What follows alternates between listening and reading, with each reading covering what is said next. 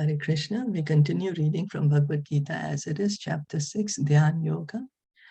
Text 8, Jnana Vijnana Triptatma. Sorry, this is Dhyan Yoga, not Jnana Yoga. This chapter is called Dhyan Yoga. So reading Jnana Vijnana Triptatma Kutasto Vijitendriya Yukta iti Uchyate Yogi Sama Loshtra Shama Kanchana. Translation and purport by His Divine Grace, A.C. Bhaktivedanta Swami Srila Prabhupada. A person is said to be established in self-realization and is called a yogi or mystic when he is fully satisfied by virtue of acquired knowledge and realization. Such a person is situated in transcendence and is self-controlled. He sees everything, whether it be pebbles, stones, or gold, as the same. So Krishna is explaining to Arjuna a person who is self-realized. He is called a yogi. Self-realized person is called a yogi, and he's fully satisfied. He's fully satisfied. He's understood himself. He has this full knowledge of himself, and that he's not the body, that he's the soul. He's situated in transcendence. He's transcendentally situated. So he's understood his position as eternal part and parcel of the Supreme Lord. And so he's self-controlled. He understood he's not the body. So he's not attached to anything of this material world. He's not attached. He's not seeing, oh, gold is going to give me more value. Let me take gold. Or this is stone. Let me throw away. No, he's on the transcendental platform. He's on the liberated platform. Book knowledge without realization of the Supreme Truth is useless. This is stated as follows. So we need to realize the Supreme Truth. We need to realize it, experiencing, and we need to experience the Supreme Truth.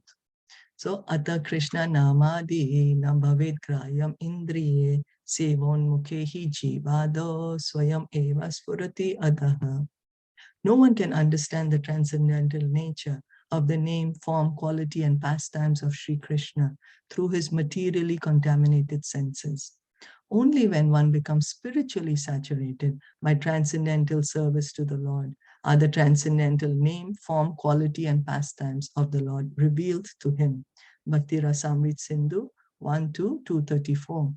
So Bhakti Rasamrit Sindhu, which is written by Srila Rupa Goswami, based on the teachings of Lord Caitanya, Nectar of Devotion. Srila Prabhupada gave us this book as the Nectar of Devotion. And it says, no one can understand the transcendental nature of the name, form, qualities, and pastimes of Sri Krishna through his materially contaminated senses. Right now, our senses are materially contaminated. So with our material senses, how can we experience the transcendence? How can we experience the spiritual form of Sri Krishna? How can we experience the spiritual name of Krishna? Then only when one becomes spiritually saturated by transcendental service to the Lord are the transcendental name, form, quality, and pastimes of the Lord revealed to him. So how will we be able to understand the transcendental nature of Krishna? Only when we are engaged in transcendental loving service, when we are engaged in devotional service, then only. And devotional service begins by hearing and chanting. By hearing and chanting. And Krishna says in the Bhagavad Gita also, Bhaktya mam abhijanati, I can be understood only by devotion. He says that. He says in Bhagavad Gita, not by any other means. Not by any other means can we understand the supreme absolute truth, only by devotion. This Bhagavad Gita is the science of Krishna consciousness. No one can become Krishna conscious simply by mundane scholarship. One must be fortunate enough to associate with a person who is in pure consciousness. A Krishna conscious person has realized knowledge by the grace of Krishna, because he is satisfied with pure devotional service. So just by mundane scholarship, we won't become Krishna conscious. This is a science. Bhagavad Gita, Krishna wants us to become Krishna conscious. That's why it's called a science. Science means practical application of knowledge. It's not just book knowledge, but to apply this knowledge and to see the result of it. That's why it's called science of Krishna consciousness. Science of self-realization is not just theoretical, it is practical. So Prabhupada is saying one must be fortunate enough to associate with a person who is in pure consciousness. So how can we become Krishna conscious? We need to associate with a person who's Krishna conscious, because this Krishna conscious person is already on the liberated platform. He has not only book knowledge, he has realized knowledge. He has realized the knowledge. He's experiencing it. He's, this is what it is. He's already understood his position. He's not on the bodily platform. He's self-realized. How? By the grace of Krishna. How? Because Krishna is satisfied with his pure devotional service. So that's the reason Krishna says that pure devotional service begins from the liberated platform.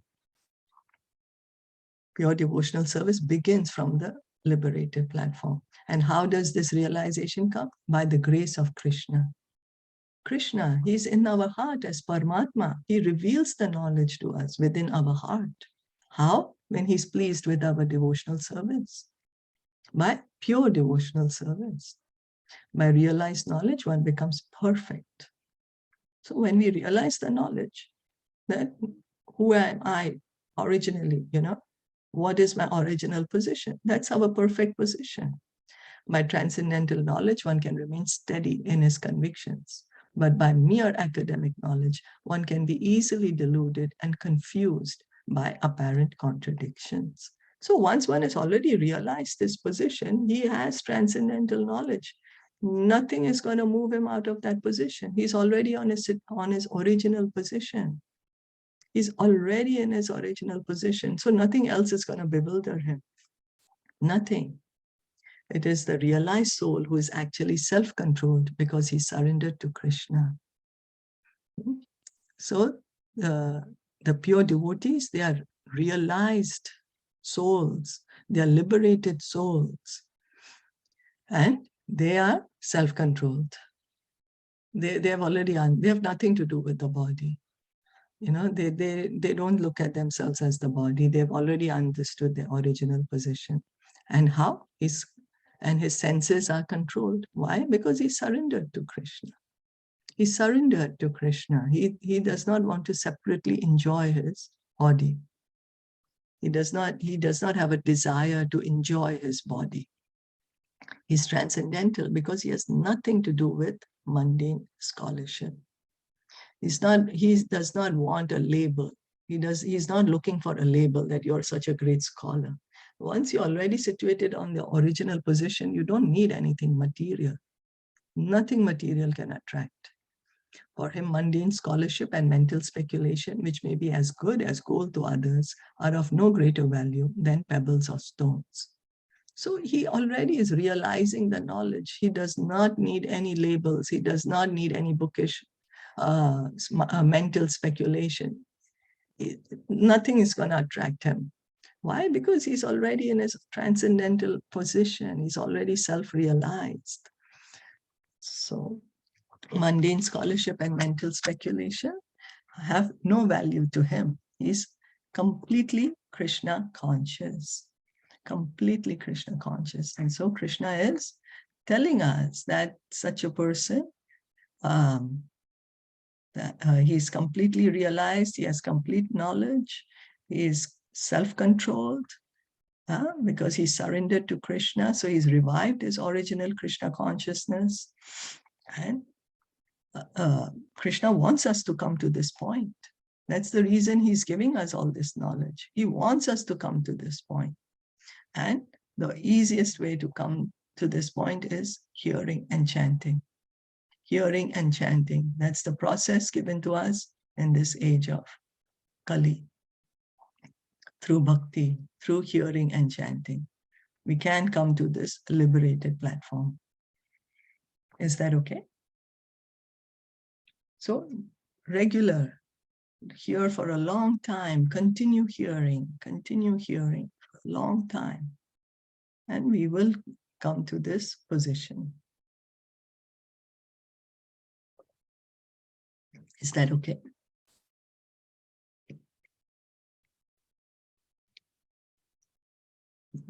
So,